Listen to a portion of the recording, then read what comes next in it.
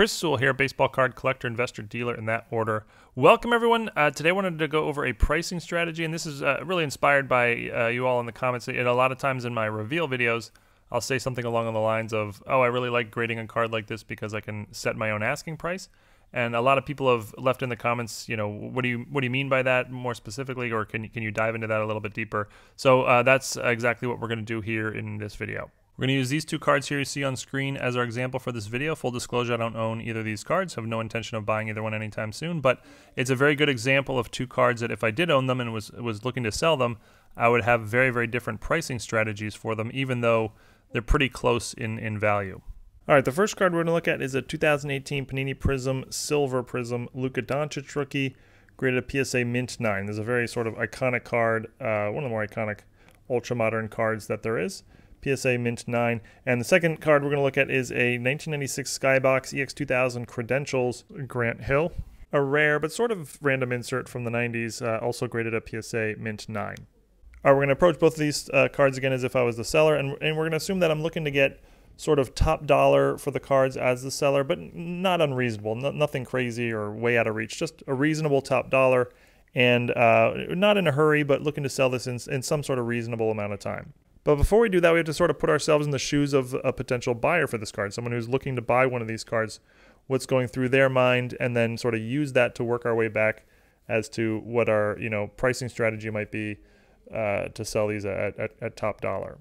All right, so we'll start with the Doncic, and imagine yourself as a buyer, a potential buyer for this Doncic. Maybe it's a card you really want for your PC, iconic card of your favorite player or whatever. Maybe a PSA 10's out of your price range. PSA 9 is more realistically within your budget, let's say.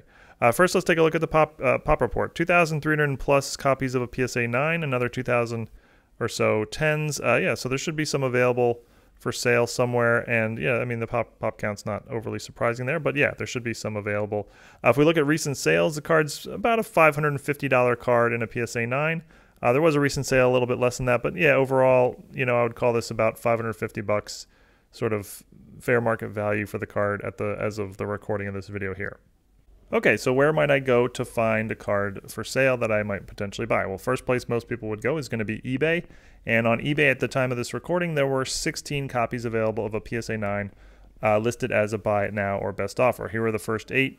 And you can see, there are 4 or 5 of them in the sort of $700 or best offer range. Those are probably ones you could put in a best offer. Again, you're sort of a buyer looking to pay fair value. Maybe you'll pay the $550, or maybe looking for a slight bargain, $500, let's say. Nothing crazy, but yeah, some of those 700s might be potential options. You could put in offers at $500 or $550 there, see if one of them accepts. And then there's 3 more sales on this page, at least, that are the prices are just way too high, $1,000, $1,500. Nobody's going to look at those. And then there's another 8 where again the price is just way too high. Asking price between $1,500 all the way up to 3,000 plus. Nobody's going to consider any of those, of course. There's also 3 available on eBay in auction at the moment, and all 3 of them are about $400 at the moment. Some of them, these might be ones you try first. Maybe put in a bid of $500, see if you get lucky on one of these, get it at a nice price, and if not, then go back to the buy it now and put in an offer there. But eBay is not the only place to potentially buy this card. You can also go to COMC. There are 3 PSA 9s available at COMC. Now they're all priced wildly too high, so these 3 have no chances of ever selling, unless you get some reckless buyer who doesn't do any research whatsoever. You can also go to Pwcc. There's 5 copies of the card in a PSA 9 on Pwcc, with 3 of them being reasonably priced at sort of $700 or best offer. There's another option. You could put in offers there, see if you can get it for $500 or $550, something like that. You can go to MySlabs. There's 5 copies of a PSA 9 available on MySlabs. Some of them very, very reasonably priced, and again, you can put in offers here to see if you can get it sort of at fair market value or around there. There's also another copy available on Alt, $700 asking price. You could go there and put in an offer there. Maybe the seller will, take $500, $550, whatever. There's also 2 available on Goldin at the moment in auction. The auction's just started, so they're just at $100, but you could put in bids there and try to get lucky or get it at a fair price that way as well. So all of this is just to say, if you're a buyer for this Doncic card, Silver Prizm Rookie PSA 9, you have a lot of options. If you're willing to pay market value or close to it, you're going to be able to find the card for that price for sure. I mean, there's a bunch of auctions running. You could try that. If not, there's at least a dozen sellers across multiple platforms who have it priced fairly reasonably. You could just put in an offer, like I said, 500, 550, even 600, whatever. And probably many, if not most of them, will accept that sort of offer. And just doing a little bit of just putting in a little bit of time as a buyer, you'll be able to easily find this card for market value, no problem. So now going back to as a seller, let's say we're going to sell this on eBay. Well, this is all really important information to know. Remember, fair market value is about $550, and we're looking for top dollar. Well, at this moment in time, you're just not going to get much more than $550. But buyers have just too many options. You certainly won't get any sort of crazy high price. Let's say you price it at 1,000, looking to get 800. That's just not going to happen. As again, buyers have too many other options, and if you price it at 1,000, nobody's going to even get to your listing. It'll just get lost in the shuffle. If you want to be competitive as a seller, you need to price it competitively. Maybe 600, 700, 750, I would say at the most, taking in best offers. I would probably price this card myself at, let's say, 700 or best offer, something like that, and be willing to take offers down to 500.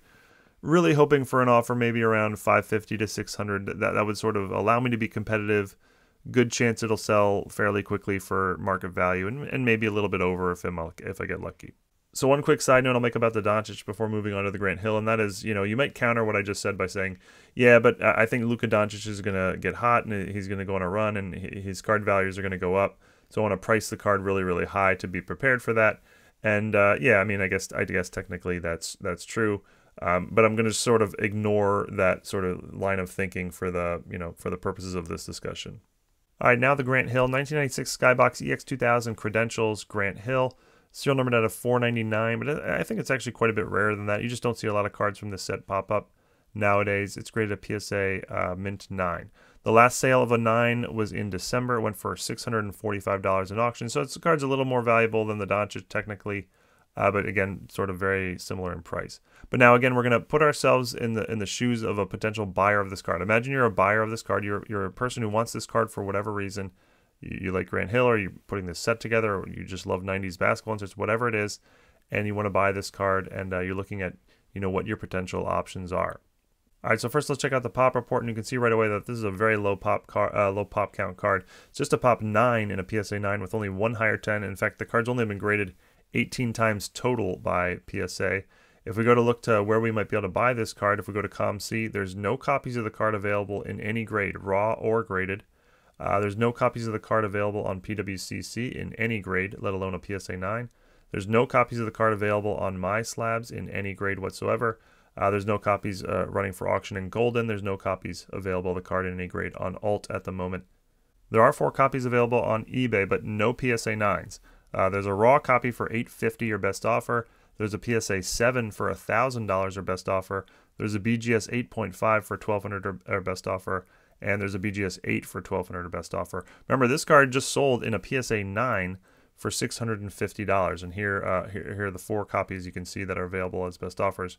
Compared to that, are all wildly overpriced. So if you wanted to buy this card in a PSA 9, you can't at the moment. There are none available. If you were willing to take it in a lower grade, the 4 on eBay are your only options, and you would probably have to pay way over market value compared to the most recent comp sales. Now, if I was the owner of the PSA 9 and I was gonna sell it on eBay, I can price this a lot higher than just a little bit over market value, as was the case with the Doncic.